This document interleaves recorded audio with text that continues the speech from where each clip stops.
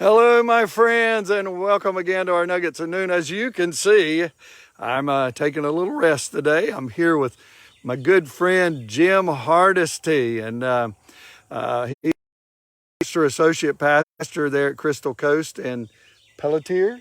Yep. It's Pelletier, and also the worship leader. And I think he does a little bit of everything. He's actually the Pastor Chuck Hardesty's son, and I'm so glad that he has joined me today. And he's going to share a little bit with us of how he was called into ministry. Jim, you were in the military. You were in the what branch of military were you? Okay, we're back with you. What, the 82nd Airborne? I was in the 82nd Airborne and spent almost 9 years. How many jumps did you have? 127. 120. You still made it out in one piece. Oh, yes. Well, listen, just tell me very briefly of how you told me that you were called actually to preach before your dad went into ministry.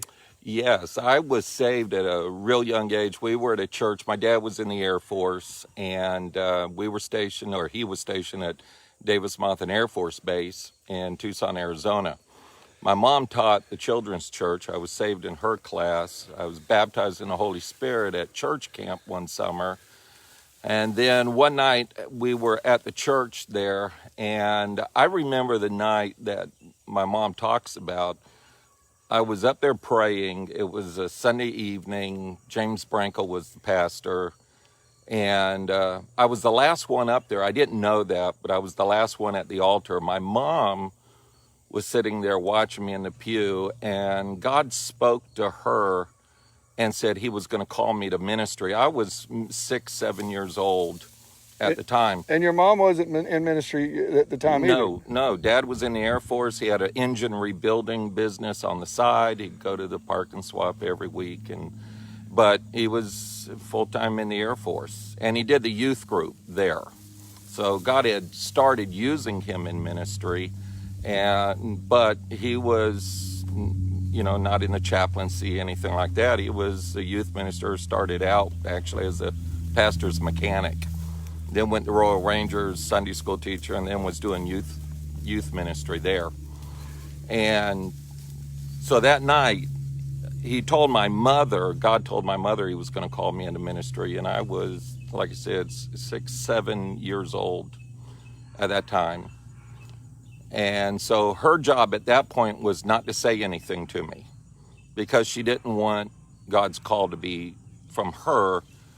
She wanted it to be from God. Her job at that point was just to raise me in church in a way that I could hear the voice of God for myself at that point. That was a wise woman. She is a wise woman. Yeah. So when did God tell you? Not until I was 14. He started dealing with me on a trip from Virginia. We had just come back from Germany. It was 1979. And Dad was going to his last duty station, which was going to be Ellsworth Air Force Base in Rapid City, South Dakota. So he and I rode in a Jeep, pulling a U-Haul. Mom and the girls were in a Volvo behind us. And it was on that trip between Virginia and South Dakota that God started dealing with me about going into ministry.